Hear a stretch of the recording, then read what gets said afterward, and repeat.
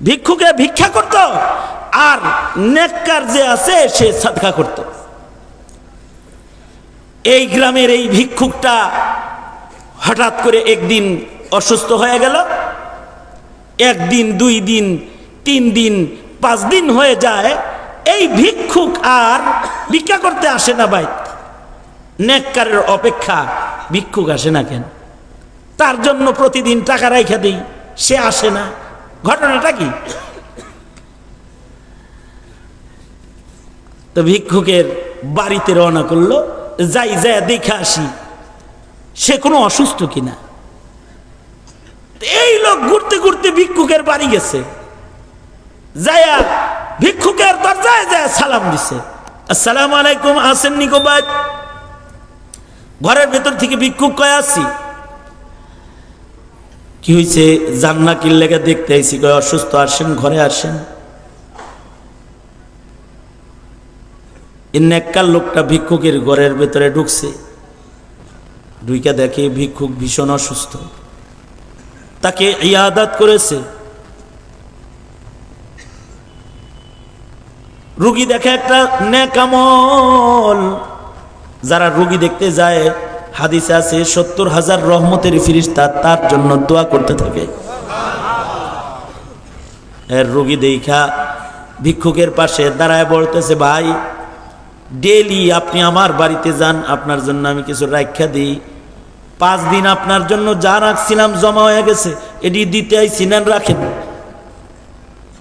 জায়গা ভাই, আমি জায়গা। এই কথা বলতেই ভিক্ষুক লোকটা এই নেককারের হাত ধরছে। হাত ধরে কয়, ভাই রে, এই দুনিয়াতে আপন বলতে আমার কেউ নাই। আমার বাবা মা ভাই বোন আপনজন রক্তের কেউ এই পৃথিবীতে নাই। প্রত্যেকটা মানুষের বিদায়ের সময় তার একটা চিন্তা থাকে, তার একটা ভালোবাসার মানুষ যেন তার লাশটা যত্ন করে কবরে নামায়। যদি কারোর লাশ যত্ন সহকারে কবরে রাখা হয়, এই যত্নের কদর ফেরেশতারাও করে। আমিও চাই আমার একটা আপনজনে আমার লাশ কবরে নামাক, কিন্তু আমার কোনো রক্তের আপনজন নাই। 5 দিন তোমার বাড়ি ভিক্ষা করতে যাই নাই, আমার প্রয়োজনের খাবার লইয়া আমার দরজায় আসছো। আপাতত এই দুনিয়াতে তোমার চাইতে আপন আমার আর কেউ নাই। আমার মন বলে, আমার লাশটা তুমি কবরে নামাইলে যত্ন সহকারে নামাবে। তাই তোমার হাত ধরে আমি দাবি করতেছি, ভাই যদি শোনো আমি মরে গেছি, তাহলে তোমার হাতের 1 মুঠ মাটি আর জানাজা আমি চাই।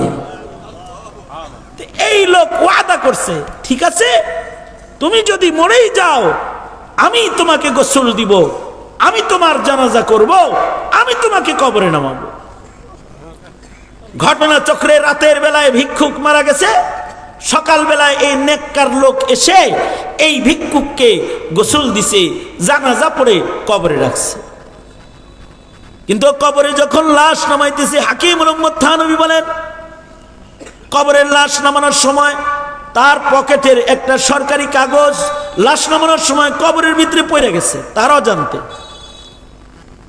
বাঁশগুলো বিছায়া কবর থেকে এসে উঠে চলে এসেছে। পরক্ষণে কবর দেওয়া কমপ্লিট, কিন্তু পকেটে হাত দিয়ে দেখে কাগজ নাই। আলেমদেরকে বলে, একটা সরকারি জরুরি কাগজ আমার হারায় গেছে, এটা মনে হয় কবরে পড়ছে, এটা কি উঠানো জায়েজ আসেনি?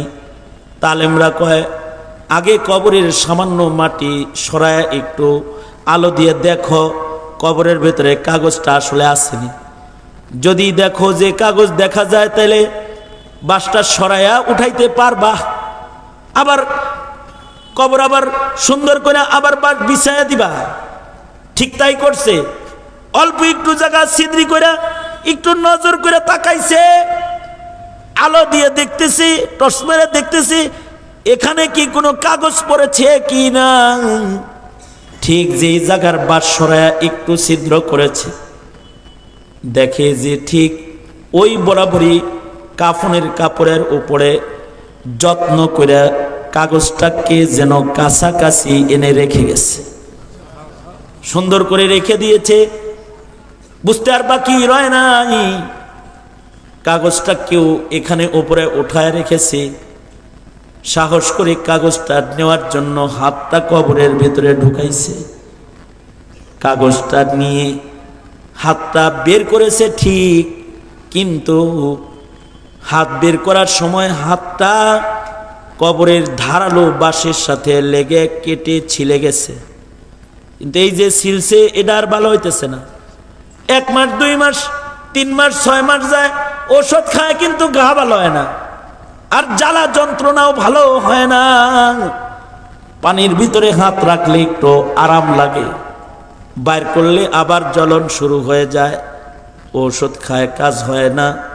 এলাকার লোকেরা বলে, তুমি জমানার বুজুর্গ আব্দুল আজিজ মুহাদ্দিসে দেহলভী বাঁচা আছে, তার কাছে যাও, তাকে দিয়ে দোয়া করাও, হইতে পারে তিনি দোয়া করলে, তিনি মুস্তাজাবুদ দাওয়া বুজুর্গ মানুষ, তিনি দোয়া করলে আল্লাহ হয়তো তোমার এই অসুস্থতা ভালো করে দিবেন। এই লোক মুহাদ্দিসে দেহলভীর দোয়া নেওয়ার জন্য চলে গেছে মুহাদ্দিসে দেহলভীর বাড়ি। বাড়িতে যে ঘটনার বিবরণ দিছে, কবরের ভিতরে হাত দিছিলাম কাগজ উঠাইবার লেগা, উঠাইতে যে আঁচল লাগছে, এটা ভালো হইতেছে না, কি করা যায়? বিবরণ শোনার পরে মুহাদ্দিসে দেহলভী বলে, এই বান্দার লাশ কবরে রাখার পরে সামান্য সময়ের একটা আযাব কবর হইছে, সেই আযাবের আসর বাসে লাগছে। কাগজ উঠানোর সময় সেই আযাবের আসর বাসের থেকে তোমার হাতে লাগছে। এই দোজকের আগুনের জাহান্নামের আযাবের আসর যেটা গায়ে লাগছে, এটা দুনিয়ার ঔষধ দিয়ে ভালো হবে না, মরণ পর্যন্ত এটা কোনোদিন আর ভালো হবে না। এই কথা যখন মুহাদ্দিসে দেহলভী বলছে, এই লোকটা হামলায় কান্না শুরু করছে, চিৎকার করে কাঁদতেছে, কান্দা কান্দা কয়, আল্লাহ, দোজকের সামান্য আযাবের আসরের যদি এত যন্ত্রণা হয়, তাইলে যার কবরে আগুন জ্বলবে আল্লাহ, তার দেহে না জানি কত যন্ত্রণা হবে আল্লাহ। ওগো আল্লাহ, আমার হাতের জ্বলন বালন নাই হইল, কিন্তু আমি তওবা করতেছি, আর কখনো গুনাহ করব না। তুমি আমার কবরের জাহান্নামের আগুন দিও না, কারণ জাহান্নামের আগুন অল্প সময়ের জন্য বরদাস্ত করার ক্ষমতা আমার নাই। ওগো আল্লাহ, দোজকের আগুনে কিন্তু তুমি আমারে জ্বালায়ও না। এই লোকটা এইভাবে দোয়া করতেছে আর হাউমাউ করে কাঁদতেছে, তার চোখের পানিগুলো দর দর করে গড়ায় গড়ায় পড়তেছে। মুহাদ্দিসে দেহলভী তাকে কাছে টেনে নিয়ে তার চোখের পানি নিজের হাত দিয়ে এনে তার জ্বলনওয়ালা অসুস্থ জায়গার ভেতরে মুছে দিয়েছে। আশ্চর্য হইল, চোখের পানিটা জায়গায় মুছতে দেরি হয়েছে, জ্বলনটা ভালো হইতে আর দেরি হয় নাই। আব্দুল আজিজ মুহাদ্দিসে দেহলভী বলে, এই ছাত্ররা, এই লোকের যে হাতের জ্বালা পোড়া ভালো হইল, এইটাকে তোমরা আমার কারামত মনে করো না। এটা হলো বান্দার আল্লাহর ভয়ের চোখের পানির পাওয়ার, যা জাহান্নামকেই নিভায়া দিবে। সেটা জাহান্নামের আগুনের আসর নিভাইব না, এটা তার চোখের পানির কারামত।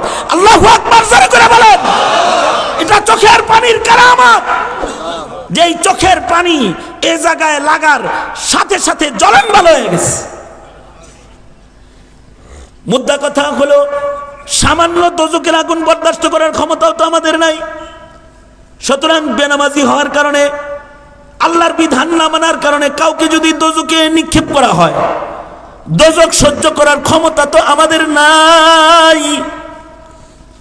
এ কারণে মহান আল্লাহ কালেমাওয়ালাকে বাহানায় বাহানায় দোজক থেকে বাইর করবেন। কিন্তু যে বান্দাগুলা দোজকে পড়েই যাবে, তাদের যদি ঈমান থাকে, তাদেরকেও আল্লাহ তাআলা দোজকে রাখবেন না। একটা কালমাওয়ালাকে, ঈমানদারকে আল্লাহ তাআলা এত ভালোবাসেন, আল্লাহর রাসূল বলেছেন, তাকেও দোজক থেকে বের করার জন্য আল্লাহ তাআলা নিজে অভিনয় শুরু করবে। আল্লাহ বান্দারে বলবে, কিরে বান্দা, কষ্ট হইতেছে নাকি? যে কষ্ট হইতেছে, এখানে খুব তাপ, আয় তাহলে জাহান্নামের কিনারায় নিয়ে আয় ফেরেশতারা ওকে। হাদিসে মুসালসাল বিজহিক, তাকে জাহান্নামের কিনারায় আনা হবে। জাহান্নামের কিনারায় আসলে আল্লাহ তার লগে কথা বলবে, ও ইমানদার, আর কিছু লাগবো নি? আর কিছু চাওনি? বান্দা বলবে, আল্লাহ তোমার জাতের কসম, কিচ্ছু চাই না। দোজকের বাইরে যে গাছটা দাঁড়ায় আছে, এই গাছের ছায়ায় খালি একটু বসতে দাও। আল্লাহ তাআলা ফেরেশতাদেরকে দিয়ে তাকে দোজক থেকে বাইর করে গাছের ছায়ায় বসাবে। কিন্তু এই গাছের ছায়ায় বসলেও দোজকের গরম বাতাস গায়ে লাগে। কিছু সময় পরে আল্লাহ তাআলা জান্নাতের পাশে আরো গাছ দাঁড় করাবে। বান্দাকে বলবে, এই বান্দা, আর কিছু চাবিনি? আরো কিছু লাগবো নি? বান্দা বলবে, আল্লাহ এই গাছের ছায়ার নিচেও গরম, ছায়ায় যেহেতু দিছো, তাহলে ওই গাছের ছায়াটা যদি দাও, তোমার জাতের কসম আর কিছু চামো না। আবার সামনে আগাবে, একটু পরে বলবে, আল্লাহ আর একটু আগে দিলে তো জান্নাত দেখতাম কমাস কম, ওই গাছের ছায়ার নিচে বসাও। আল্লাহ তাআলা বান্দাকে ওই গাছের ছায়ার নিচে বসাবে, যেখান থেকে জান্নাতের নিয়ামত দেখা যায়। বান্দার জান্নাতের নিয়ামত দেখে জিহ্বায় পানি আসবে। আল্লাহ তাআলা বলবে, এই বান্দা, কি চাস? আরো কিছু লাগবো নি? অনেক কিছুই তো কসম করে করে বললি, আর লাগবো না, শেষ চান্স দিলাম, কি লাগবো ক? বান্দা বলবে, আয় আল্লাহ, যে জান্নাত দেখতে পাইতেছি, আমাকে ওই জান্নাতের ভিতরে একটু বসার জায়গা যদি দিতেন। আল্লাহর রাসূল কথা বইলা হেসে দেন আর বলেন, বান্দা চাবে বসার জায়গা, কিন্তু বান্দারে আল্লাহ এত ভালোবাসে, ইমানের বদলায় বসার জায়গা যে জান্নাতটা তাকে আল্লাহ দিবে, সেই জান্নাতটা হবে এমন পৃথিবীর 10 পৃথিবীর সমান। এটা হলো মুমিনের প্রতি রবের ভালোবাসা। এই ভালোবাসাটা বুঝাইতে গিয়ে আল্লাহর রাসূল বার মার ভালোবাসার উপমা পেশ করেছেন। আবু দাউদ শরীফের রিওয়ায়াত, একবার আল্লাহর রাসূল সাল্লাল্লাহু আলাইহি ওয়াসাল্লাম এক সাহাবীর মাথার উপরে দেখে পাখি কিচিরমিচির করতেছে। আল্লাহর রাসূল সাহাবীকে বলে, এই সাহাবী, তোর মাথার উপরে পাখি কিচিরমিচির করতেছে কেন? তুই কি এই পাখির বাচ্চা আনছস নাকি? জি আল্লাহর নবী, আমার পাখির আওয়াজ বড় পছন্দ, তাই আমি ওর বাচ্চা লয়ে আইছি। আল্লাহর রাসূল বলেন, মায়ের হৃদয়ে আল্লাহ তাআলা বাচ্চার মায়া আলাদা দান করেছে। ওর বিচ্ছেদে ওর মার কষ্ট হইতেছে, ওরে কষ্ট দিস না, যা ওর বাচ্চাগুলোকে ফেরত দিয়া। সাহাবী পাখির বাচ্চাগুলোকে তার মার কাছে ফেরত দিছে। পাখিটা শান্ত হয়ে ইতমিনানের সাথে বাচ্চাগুলারে লয়ে বসে পড়ছে। আল্লাহর রাসূল এটা দেখায় বলে, বাচ্চা পায়া মার যত শান্তি, তোগর মতো কালমাওয়ালারে কাছে পাইলে তোর রবের অত শান্তি, তার চাইতে বেশি শান্তি।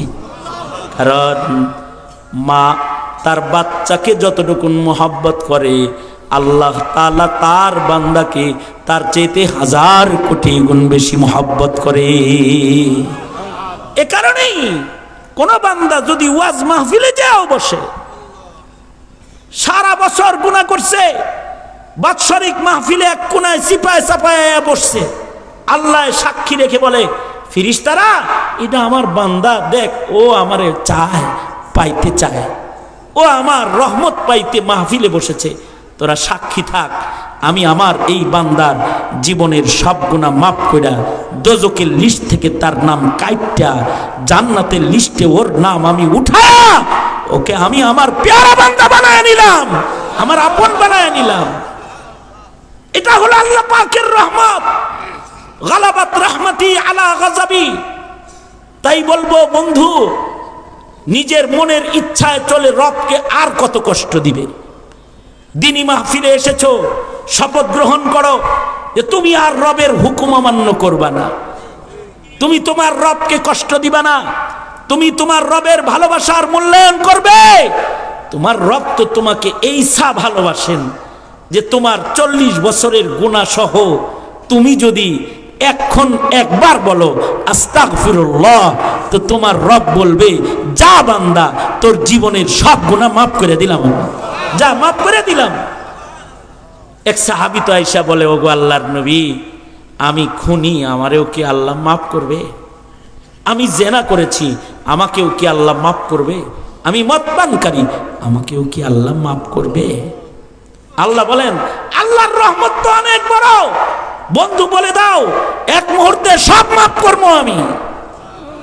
সাহাবী বলে, আল্লাহর নবী, আমার জীবনে তো এমন জঘন্য গুনাহ আছে যা মানুষের জীবনে হয় না। সেটা হলো, আমি তো আমার নিজের ঔরসের সন্তানকে জিন্দা দাফন করার অপরাধের আসামি। একটা দুইটা বাচ্চা না, বহু বাচ্চা আমি জিন্দা দাফন করছি। ও আল্লাহর নবী, মা যেহেতু তার সন্তানদের সবচেয়ে বেশি ভালোবাসে, আমার সর্বশেষ যে বাচ্চাটাকে আমি দাফন করেছি, জিন্দা দাফন করেছি, মা তার বাচ্চাটাকে জন্মের পরে লুকায় ফেলছে। খালার বাড়িতে লালন পালন করছে, আত্মীয়র বাড়িতে লালন পালন করেছে। বাচ্চাটা যখন বড় হয়েছে, মাঝে মধ্যে মার কাছে সাক্ষাৎ হইতো, আমার পছন্দ হইতো বিদায় বাচ্চাটাকে আদর করতাম, চুমু খাইতাম। মা বুঝে মনে করেছে বাচ্চাকে যেহেতু আমি আদর করতেছি, এখন আর এই বাচ্চাটাকে আমি মারতে পারবো না। আমার বিবি আমায় বলে, পরের সন্তান মনে আদর করার দরকার নেই, ওটা তোমার সন্তান, তাকে আমি অন্যত্র লালন পালন করেছি তোমার ভয়ে। সাহাবী বলে, আল্লাহর রাসূল গো, আমার বিবির এই কথা শোনার পরে ভেতরে আমার জঘন্য ক্ষোভ। আমি আমার এই সন্তানকে আরো ভালোবাসা দিলাম, আদর দিলাম, আদর দিয়ে ভুলায় তাকে একদিন পাহাড়ের চিপায় নিয়ে গেলাম। নিজের হাতে মাটি কেটে কেটে আমি গর্ত করলাম। আল্লাহর নবী গো, আমার এই সন্তানটা আমি যখন মাটি কাটতেছিলাম, পাথরের মাটি খনন করতেছিলাম, আমার ঘাম বের হয়ে যায়। আমার সন্তান নিজের আঁচল দিয়ে, জামা দিয়ে আমার ঘাম মুছে দিছে আর বলছে, বাবা এত কষ্ট কেন করো, তোমার ঘাম বের হয়ে যায়। আমার দাড়িতে ময়লা লেগেছে, আমার মেয়ে নিজের হাতে আমার দাড়িগুলো সাফ করেছে। বাবা গো, তোমার গায়ে ময়লা লেগে যায়, কি দরকার বাবা, কেন মাটি খনন করো? লোকটা বলে, সাহাবী বলে, আল্লাহর নবী গো, গর্ত করা শেষ হয়ে গেলে দূরে খেলতে থাকা সন্তানটাকে বাহানা দিয়ে ডাকলাম, আয় মা দেখা যা, দেখা যা, কত সুন্দর গর্ত করেছি, গর্তটা কত সুন্দর। মেয়ে আমার দেখার জন্য গর্তের কাছে আসলে, আল্লাহর রাসূল গো, মেয়ের গায়ে পিতার হাত নয়, জল্লাদের হাত গলায় ফেলেছিলাম আমি, আর নিজের ঔরসের সন্তানকে ধাক্কা দিয়ে গর্তের ভেতরে ফেলে দিয়েছিলাম। বড় বড় পাথরের টুকরাগুলা সন্তানের উপরে ফেলতেছিলাম, আর তাকে জীবন্ত কবর দিতেছিলাম।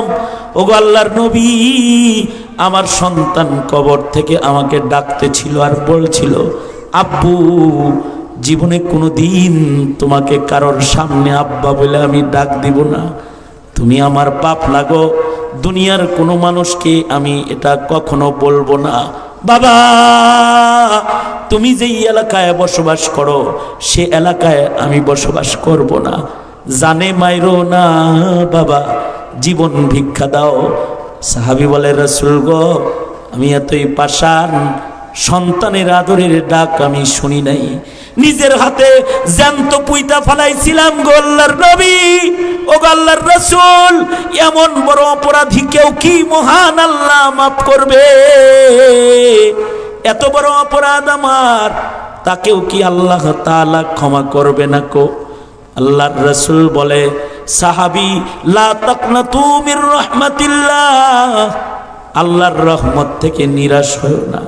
তোমার গুনাহ যত বড়, তোমার রবের ক্ষমা তার চেয়ে অনেক বেশি বড়। এ কারণে তোমার জীবনের গুনাহ কত, তার চাইতে তোমার রবের ক্ষমা অনেক বড়। ক্ষণে ক্ষণেই রবের কাছে ক্ষমা চাও, আর রবের হক আদায়ের একটু চেষ্টা তো করো। পুরা না পারো, চেষ্টা তো করো। চেষ্টা করলেও আল্লাহ খুশি হয়। আল্লাহ তাআলা বান্দার জন্য রহমতের হাত বাড়ায় দেয়। এ কারণে আল্লাহর রাসূল নিজেও মা বাবার মোহাব্বত দিয়া আল্লাহ পাকের মোহাব্বতের উপমা পেশ করেছেন। মায়ের মোহাব্বতের কারণে মায়ের হক আদায় করবা, আর আল্লাহর মোহাব্বতের কারণে আল্লাহর গোলামির হক আদায় করে গোলামি করবা। সুতরাং আমরা যারা এখানে রয়েছি, আমরাও শপথ নেই আল্লাহর মোহাব্বতের হক আদায় করব ইনশাআল্লাহ। বলুন হাত তোলেন, বলেন ইয়া আল্লাহ, ওয়াদা করিতেছি জীবনে কোনোদিন আর নামাজ কাজা করব না, রোজা ভাঙবো না, মিথ্যা বলবো না, গীবত করব না ইনশাআল্লাহ। চিল্লায়া বলেন আরো জোরে আওয়াজ করে বলেন, জোরে করে বলেন ইনশাআল্লাহ। ইয়া আল্লাহ, ওয়াদা করিতেছি আর কোনোদিন ইসলামের খেলাফ চলবো না ইনশাআল্লাহ। আর কোনোদিন আলেমদের বিরুদ্ধে যাব না, ইসলামের বিরুদ্ধে যাব না, কোরআন হাদিসের বিরুদ্ধে যাব না। ইয়া আল্লাহ, ওয়াদা করিতেছি আপনার গোলাম হব। আল্লাহ আপনি কবুল করেন। চিল্লায়া বলেন আমিন। আরো জোরে আওয়াজ করে বলেন আমিন। আরো জোরে আওয়াজ করে বলুন আমিন। আগামীকালকে মাহফিলের আখেরি মোনাজাত, আল্লাহর রহমত পাওয়ার আশায় আগামী দিনের মাহফিলকেও আপনারা কদরদানি করবেন। আমি আমার অসুস্থ বদনে কিছু কথা রবের মোহাব্বতের হক আদায় করার উৎসাহ দিয়ে আপনাদের কানে পৌঁছে দিলাম। যা কিছু বলেছি এর থেকে আল্লাহ তাআলা আপনাদেরকে আমল করার তৌফিক দান করেন আমিন। সবাই ইস্তিগফার পড়েন। আস্তাগফিরুল্লাহ রাব্বি মিন কুল্লি যামবি ওয়া আতুবু ইলাইহি লা হাওলা ওয়ালা কুওয়াতা ইল্লা বিল্লাহিল আলিয়্যিল আযীম। আস্তাগফিরুল্লাহাল্লাযী লা ইলাহা ইল্লা হুয়াল হাইয়ুল কাইয়্যুম ওয়া আতুবু ইলাইহি। মোহাম্মদ তৈয়ব ফকির অসুস্থ, তার জন্য দোয়া করেন। আরও অসুস্থ রোগী আছে, তাদের জন্য দোয়া করি। আল্লাহ সবাইকে সুস্থ করে। আলহামদুলিল্লাহ রাব্বিল আলামিন, ওয়াসসালাতু ওয়াসসালামু আলা সাইয়্যিদিল আমবিয়া ওয়াল মুরসালিন। রব্বুল আলামিন দুদিন ব্যাপী সম্মেলনের আজকের প্রথম রজনী তোমার বান্দাদেরকে তোমার রহমতের উদাহরণ পেশ করেছি। তোমার বান্দাদের চোখের পানি গড়ায়েছে, তারা লজ্জিত হয়েছে, তোমার কাছে তওবা করেছে। আয় আল্লাহ, মেহেরবানি করে তাদের জীবনের সব গুনাহ তুমি মাফ করে দাও আল্লাহ। সকলকে পাঁচ ওয়াক্ত নামাজি বানায় দাও, দিন বোঝার তৌফিক দাও, দিন মানার তৌফিক দাও। হার কিসমের অপরাধ থেকে সকলকে ধরে ধরে তুমি বাঁচাও রব্বুল আলামিন। বুড়াদের আবু বকর বানায় দাও, যুবকদেরকে খালিদ বিন ওয়ালিদ বানায় দাও, পর্দার আড়ালের মা বোনদের হযরত ফাতেমা খাদিজা বানায় দাও রব্বুল আলামিন। এরা জোরের উলামায়ে কেরাম যারা এই মাহফিলের সাথে জড়িত,